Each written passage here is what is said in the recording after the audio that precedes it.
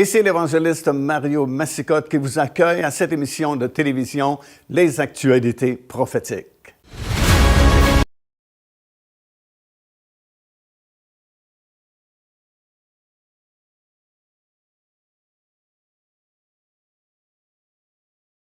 Alors, nous sommes en train de parler de cette fameuse bataille qui est annoncée dans la parole du Seigneur, la bataille de Gog et Magog.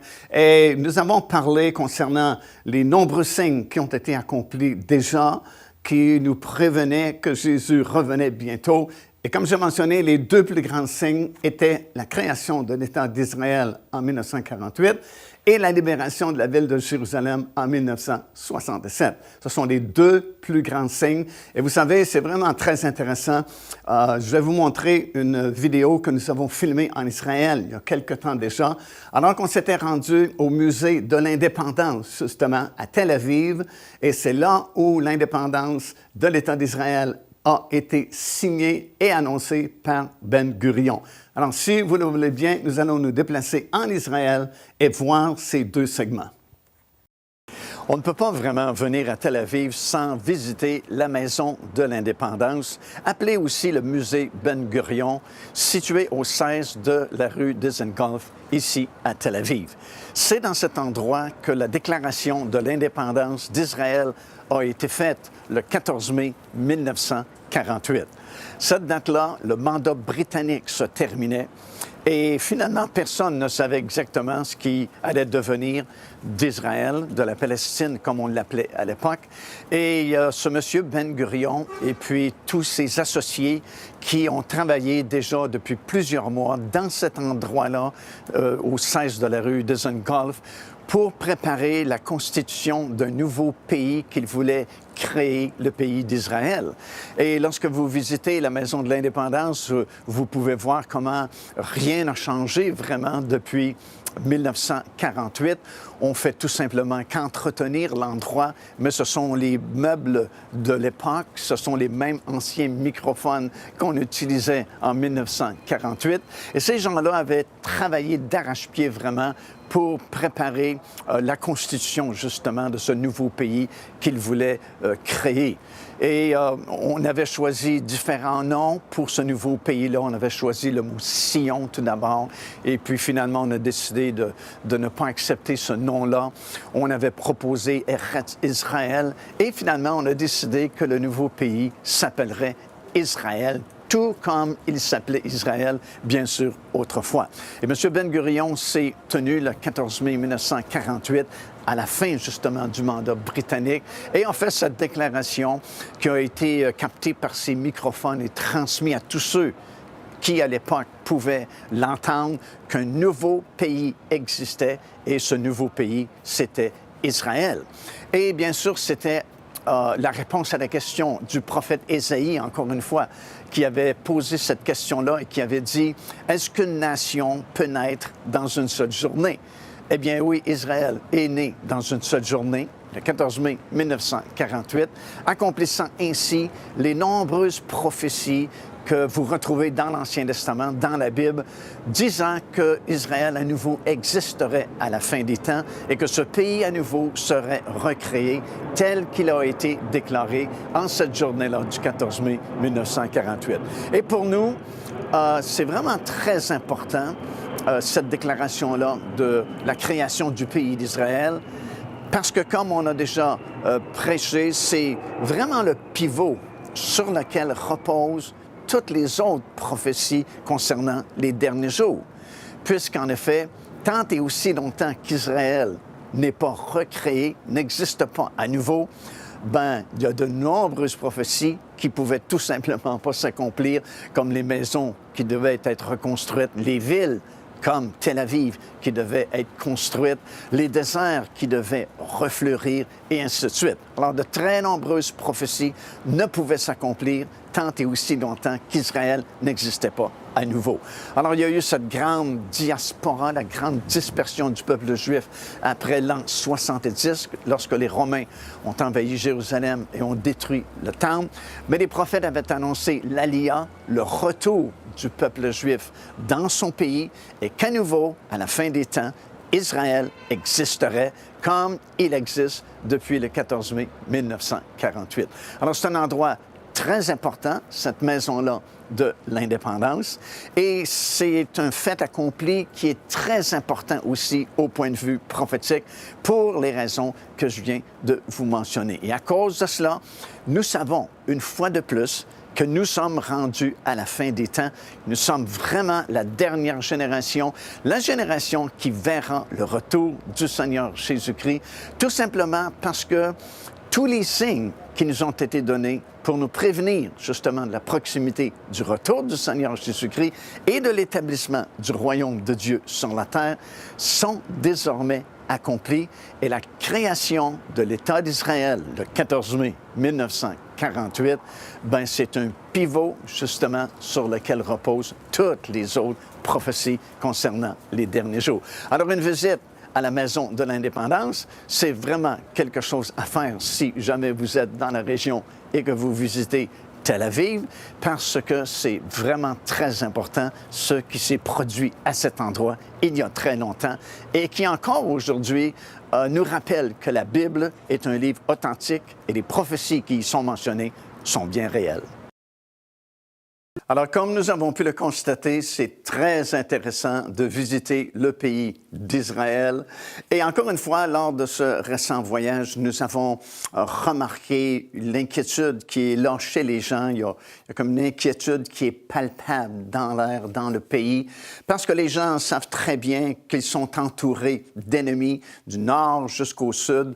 Et il y a de nombreuses nations qui sont autour d'Israël, sur les frontières d'Israël, qui ont comme seul désir de les pousser dans la mer, de détruire Israël, d'effacer son nom sur la carte du monde. Et c'est pourquoi, dans ces derniers jours, à cause justement de la tension qu'il y a un peu partout sur la planète et surtout au Moyen-Orient, Israël est vraiment dans l'inquiétude. Il y a eu de nombreuses prophéties, évidemment, qui ont été accomplies concernant le pays d'Israël.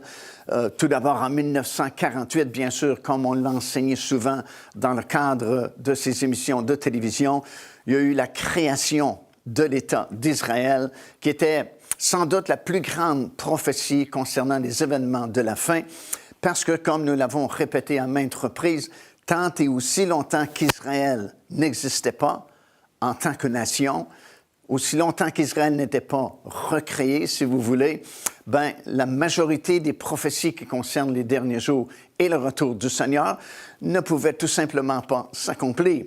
Alors, c'est vraiment le pivot, cette création-là de l'État d'Israël, sur lequel repose toutes les autres prophéties concernant les derniers jours. Puis en 1967, il y a eu bien sûr la libération de la ville de Jérusalem, qui est une autre très grande prophétie, parce que Jésus avait dit dans Luc chapitre 21 que la ville de Jérusalem serait foulée aux pieds par les nations, mais pas indéfiniment jusqu'à ce que le temps des nations soit terminé ou accompli. Et au mois de juin, comme nous savons, en 1967, lors de la fameuse guerre des 6 jours, bien, la vieille ville de Jérusalem est revenue sous le contrôle juif. Et ça, c'est un événement quand même exceptionnel parce que ça faisait à peu près 2600 ans que la vieille ville de Jérusalem n'était plus sous le contrôle juif. Parce que, bien sûr, il y a eu le contrôle babylonien, les Perses et les Mèdes, la Grèce, Rome, la Turquie, l'ancien empire ottoman. Puis, en 67, c'était la Jordanie qui contrôlait la vieille ville de Jérusalem. Mais à ce moment-là, Jérusalem est revenue sous le contrôle juif, accomplissant ainsi une autre très grande prophétie concernant le pays.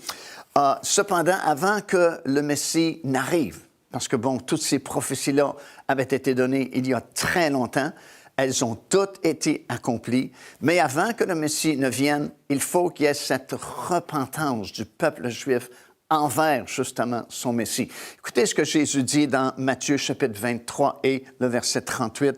Il dit, « Voici, votre maison vous sera laissée déserte. » La maison, on parle du temple à Jérusalem. « Car, je vous le dis, vous ne me verrez plus désormais jusqu'à ce que vous disiez, béni soit celui qui vient au nom du Seigneur. » Et avant qu'Israël ne se repente et reconnaisse son Messie et l'appelle justement le roi d'Israël, l'appelle son Messie, malheureusement, il va y avoir encore une autre pression très forte qui sera exercée sur le peuple juif, sur Israël, afin toujours de le pousser vers cette repentance-là pour que finalement, ils puissent accepter leur Messie, leur roi, leur sauveur. Et ce n'est qu'à la toute fin, lorsque Jésus lui-même reviendra sur le sommet de la montagne des Oliviers, qu'à ce moment-là, juste auparavant, Israël finalement va se repentir, parce que la Bible déclare qu'à ce moment-là, toutes les nations du monde seront contre Israël. Et Israël sait très bien qu'à ce moment-là, il n'y a plus d'espoir possible.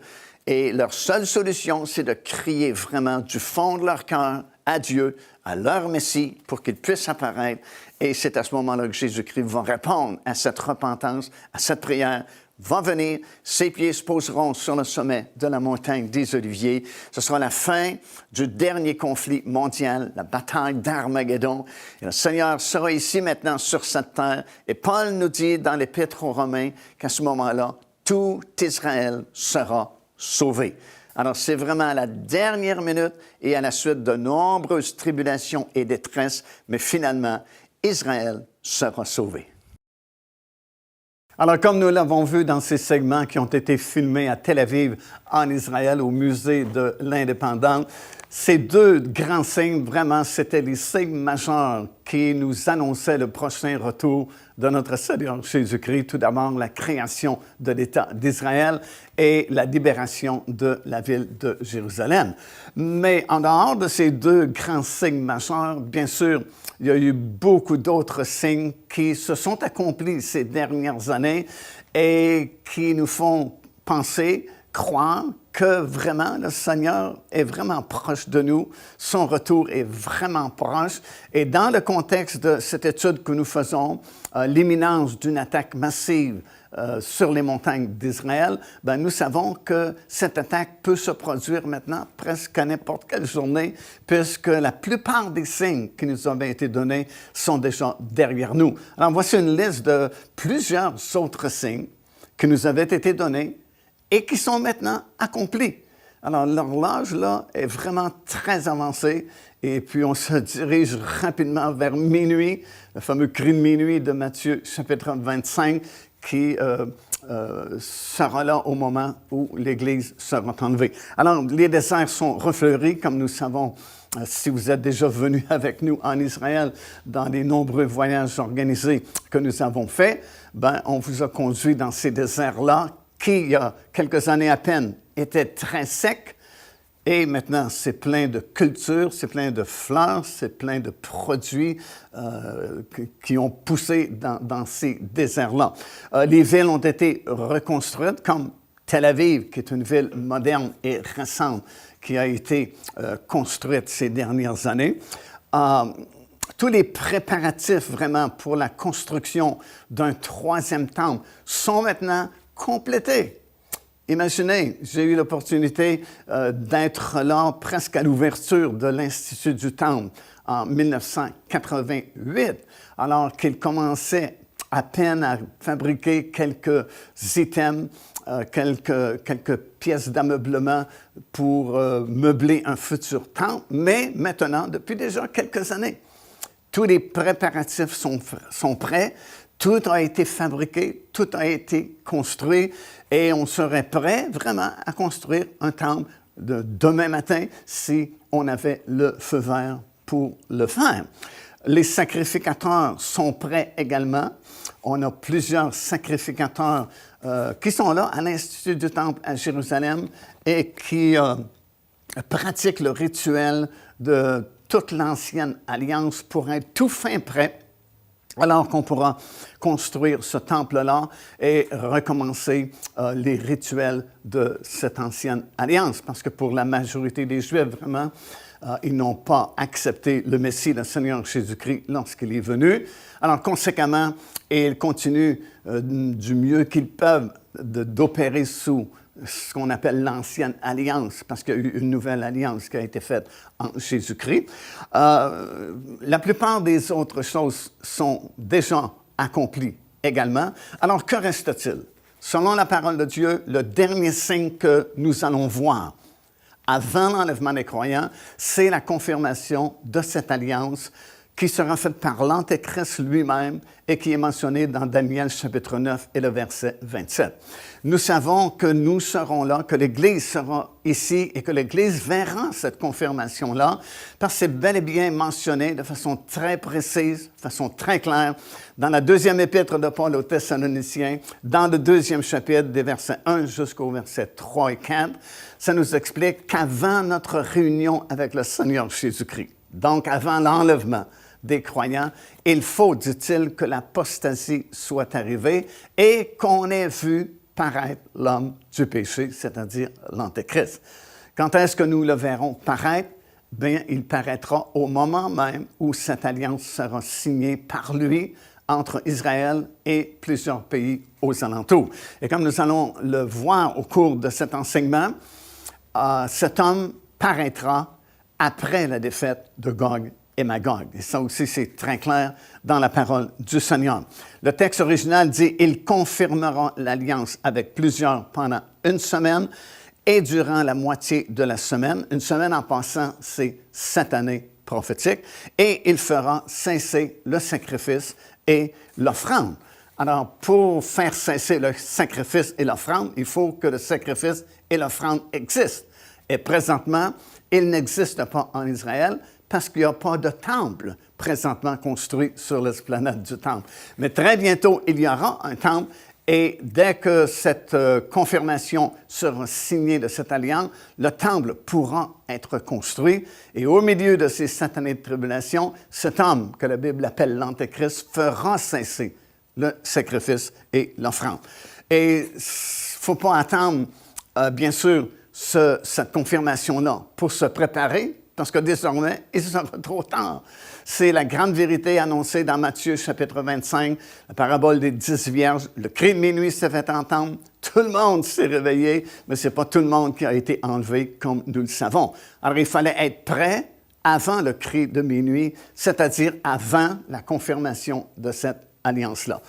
Matthieu 25 est très clair, étudiez-le attentivement. Et si vous le voulez, procurez-vous notre production, Le Cri de minuit. C'est un coffret de DVD que nous avons tourné justement en Israël et qui explique très clairement, avec beaucoup de détails, cette vérité-là profonde que ce n'est pas tout le monde qui sera enlevé, mais uniquement les vierges sages qui avaient de l'huile dans leur lampe. Alors, puisque tous ces signes sont déjà accomplis, nous savons que nous vivons des temps vraiment exceptionnels et nous sommes vraiment très proches de la manifestation du Seigneur Jésus-Christ qui reviendra d'abord chercher ceux qui s'étaient préparés. Vous savez, dans le livre de l'Apocalypse, dans le chapitre 19, il est écrit ceci, « Et son épouse s'est préparée. » Le temps de la préparation, c'est maintenant. Parce que les choses s'accomplissent très rapidement à notre époque et très prochainement, cette attaque de Gog et Magog se fera. Et dès que cette attaque se fera, mon ami, les choses vont se précipiter parce qu'il y aura cette coalition des 10 nations dont j'ai parlé qui se fera rapidement. De ces 10 nations émergera cette petite corne qui identifiait l'Antéchrist, qui justement confirmera l'alliance dont je viens de parler. Et là, la trompette va sonner. Ceux qui s'étaient préparés seront enlevés. Malheureusement, ceux qui ne se sont pas préparés devront traverser une partie de ces 7 années de tribulation. Et croyez-moi, lorsque vous lisez attentivement le livre de l'Apocalypse qui décrit les jugements de Dieu qui tomberont durant ces années de tribulation, vous ne désirez pas être là. Si vous pensez que ça va mal dans le monde aujourd'hui, c'est rien en comparaison de ces 7 années de tribulation. Alors, soyons sages, préparons-nous déjà pendant que nous le pouvons afin de ne pas rater ce glorieux moment, l'enlèvement. Alors, voici de façon chronologique ce qui est sur le point de se produire. Premièrement, une attaque massive sur les montagnes d'Israël que nous allons détailler dans la production que nous enregistrons présentement, qui sera suivie par une intervention surnaturelle de Dieu tellement forte que la Bible affirme que toutes les nations du monde sauront que c'est Dieu qui vient intervenir. Et ça provoquera cette dernière grande moisson d'âmes, millions de personnes qui se tourneront alors vers le Seigneur. Ça va provoquer également la formation de ces 10 nations dont je vous ai parlé, 5 à l'ouest de la mer Méditerranée et 5 à l'est de la mer Méditerranée. Lorsque ces 10 nations se seront formées en coalition, l'Antéchrist émergera. L'Antéchrist, c'était symbolisé par cette petite corne qui était sortie des 10 cornes de la vision que Daniel avait reçue, va confirmer cette alliance dont j'ai parlé pour une période de 7 ans. À ce moment-là, la trompette va sonner parce que nous aurons vu justement l'apparition de cet homme qui va signer cette alliance pour sa durée de 7 ans. L'enlèvement des croyants va suivre de très peu de temps après, quelques jours peut-être, quelques semaines, je ne sais pas, mais il faut nécessairement que l'enlèvement des croyants se produise entre le moment de la confirmation de cette alliance et l'ouverture du premier sceau du livre en 7 sceaux du chapitre 5 de l'Apocalypse, qui décrit les jugements de Dieu qui s'abattront sur cette planète. Alors, nous ne pouvons pas être là, parce que c'est clair et précis dans la parole du Seigneur, parlant de son Église. La Bible dit que nous ne sommes pas destinés à la colère de Dieu. Et dès l'instant où le premier sceau du livre, 7 sceaux, est ouvert, brisé, c'est le début de la colère de Dieu, le début des jugements de Dieu sur un monde incrédule. Alors, nous ne pouvons absolument pas être là. Et d'un autre côté, selon 2 Thessaloniciens, 2e chapitre, de versets 1 jusqu'à 3, nous devons voir paraître l'homme du péché. Alors, ça veut dire que l'enlèvement des croyants doit nécessairement se faire après la confirmation de cette alliance de 7 ans et avant l'ouverture du premier sceau du livre à 7 sceaux. Alors, c'est pourquoi nous savons que nous sommes très proches de la fin, parce que tous les autres signes sont accomplis. L'attaque de Gog et Magog, comme nous le verrons au cours de cette étude, est imminente maintenant, parce que toutes les conditions requises sont maintenant accomplies. Donc, ça peut se produire d'une journée à l'autre. Et comme j'ai déjà mentionné, lorsque cette attaque, elle va venir de façon soudaine. On le verra dans les Écritures. Ça dit que cette immense armée va venir comme un nuage sur Israël. C'est comme une tempête soudainement qui n'a pas été annoncée pendant des semaines et des mois à l'avance, mais qui arrive soudainement sur les montagnes d'Israël.